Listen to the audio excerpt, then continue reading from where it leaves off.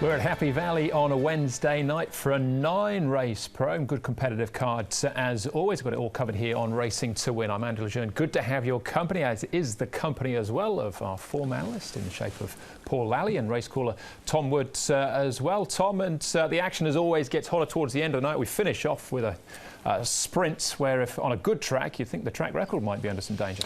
Yeah, there's some speedy horses going around in that final race of the night. Andrew, Class 2, 1,000 metres, a lot of pace in it with horses like Going Forward, Multi-Million, Classic Unicorn. They've pretty much said he's going to lead basically from the get-go, and that'll be where he tries and does his winning form off again like he did last time out. And also Baltic Success can go forward in that race. Hopefully we get some fine weather, because it's been a rather wet last 5 or 6 days here in Hong Kong. Yeah, fingers crossed for that. Jackpots, the name of the game though on Wednesday night, Paul. Yeah, there's plenty of jackpots. 3 really good ones here, actually. 15 million into the triple trio, so expecting to get up to 29 million. That's probably the most we've seen for a triple trio jackpot for a long time. 2.4 million in the 6-up as well, so that's getting up to 6 million, so another really good one.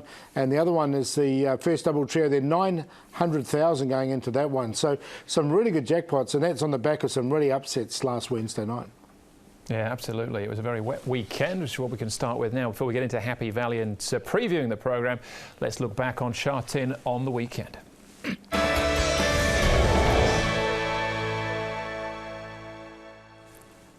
It was a wet afternoon at Sha Tin, but it didn't bother Matthew Poon. Had a fantastic day out, capped here in the last with Perfect Match, who led from pretty much pillar to post, Paul.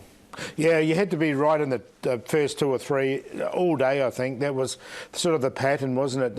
There wasn't many horses making up ground. The track had taken a lot of water over the last 24, 48 hours.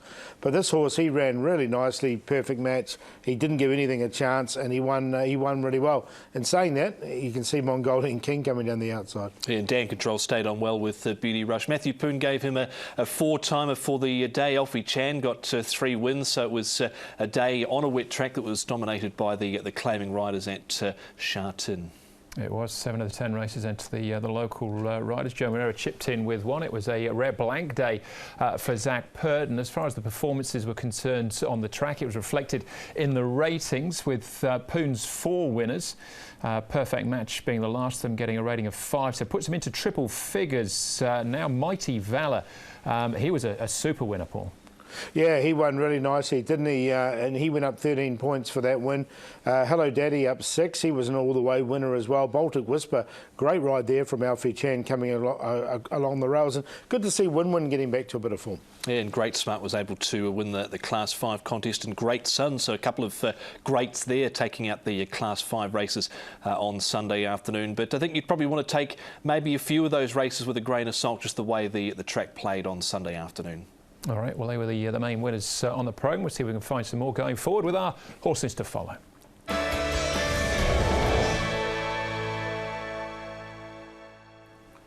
Paul, you go first as always. So maybe a note of caution about Sha Tin. You're looking back to Happy Valley last week.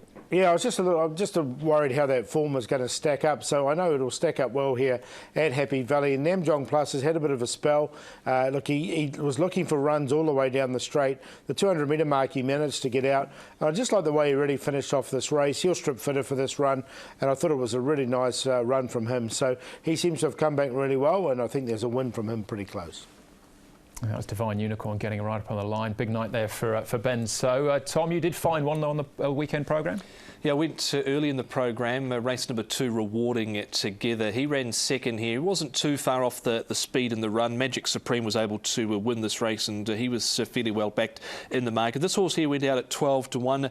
Frankie Law and Derek Lung teamed up here. He was 1,260 pounds coming into this, and he did loom up here to tackle Magic Supreme and also Glenealy Generals, and it wasn't a bad effort from him. He's only a 3-year-old there. He was having his first start. Son of Piero, thought he boxed on well, and he would have had slightly better going there with the way the race was run and early in the day. All right, OK. Well, we've just already seen this race. It's Perfect Match winning the last, but this time we're going to concentrate on the horse who's last when they turn for home, and that is High Rev. Now, he'd been off the track since mid-April. Now, he's far from a dark horse. Benso on board here, and you just watch it again, maybe slightly against the trend. I know Mongolian King stays on quite well down the outside in those orange blinkers, but outside of him, High Rev clearly had the fastest closing sectional here, and you see make up giant strides up the inside, running up behind More Than Lucky there. So High Rev possibly back at Happy Valley. He's got a good record there as well. Second up after this break, I think he's going to be very hard to beat, and that was Benso in the saddle again, who's certainly found a rich vein of form of late.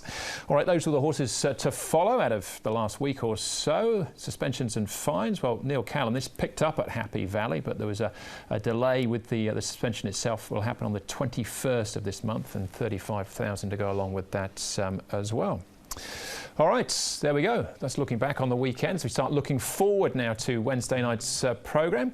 Horses not going round. Race number 3, Starlet, has been replaced by Golden Cannon. Victor Wong will be in the saddle there. Other scratchings, Aries out of the 5th, Compassion Star will now have the service of Joe Moret, who's down to ride Aries. So Joe still with a full book, makes the switch there, race 5, number 1. A Moment of Power out of the last, big speed angle Moment of Power. It still means they'll go absolutely flat out, I think, in the early stages. At least 3 vying for the front, but Moment of Power won't be amongst them now. So this is meeting number 78 of the season. We're on the B course at Happy Valley, so we work back in as well for the 9 races. We start off with a Class 4 over the 1,200 metres. Now, amazing night. Actually has a rating of 64, but with the weight for age allowance, gets into this as a 40 to 60, the 3-year-old Northern Hemisphere bred. Joe Moret from barrier 4. Whiskey Neat down in class as well. True Legend will roll forward from barrier number 7. A winner 2 starts back. Harrier Jet's 3rd course and distance last time out. Athena 4th course and distance behind Simply Fluke last time out. Melbourne Hall, who was stone last time we saw him behind Blooming Spirit. Bullish Brother 1 course and distance last time. Vincent Ho in the saddle once more and shining on. 1 win under his name, and that was course and distance, eligible for Class 5, but he goes around here with a lightweight. Whiskey Neat, Joyful Cheers and So Glorious, Tom, and the horses that have been up at Chongfa. There won't be a breakneck tempo for the first, but True Legend has gone forward in his last couple of runs. Of course, he was able to lead all of the way and win at Sha Tin, and to then back that up with a solid effort last time out. So he'll be somewhere up the front. So Glorious endured a tough run last time out and probably is likely to again from gate number 11 for Jack Wong. Bullish Brother was well backed and delivered last time out. Amazing night from gate 4, should secure a good posse on the inside there. You've got Athena and Harrier Jet on the next line, and it might be a little tough for Antoine Hamelin with Breeze of Spring. Champort and Whiskey Neat we're looking at here. Champort's in a later race. He's in the red saddlecloth, but keep an eye on Whiskey Neat. He's been up here in Chongfa and he moves nicely up here in the mornings. It was a decent workout for him. He's now down here into Class 4. True Legend, impressive 2 starts ago. Backed up with a nice run last time. Comes here to Happy Valley for the first time. But looks like the track should suit him, and he moves nicely in the wet conditions that we did have that morning. And Bullish Brother, last start winner was Bullish Brother. He's another one who's come out of his race with no issues. That's him up against the rail. He moves nicely as well, and he's in good form at the moment.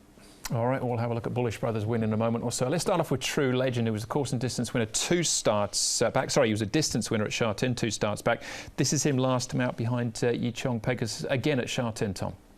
Yeah, and he was able to run 4th on this occasion. He was only beaten 2 3/4, and he had a wide stall on that occasion. He had gate 12 when he did win. He won out of gate number 6, and he's got gate 7 this time round. Karasteton sticks with him. Interesting, he's not had a trial at Happy Valley, but he's trying the track for the first time. So interests me a little bit. I think he's a big player in the race. Yeah, I've got him on top, actually. I just like the way he's going. I think he'll be suited by Happy Valley, and he doesn't look like another leader in the race, so I can see him going straight to the front.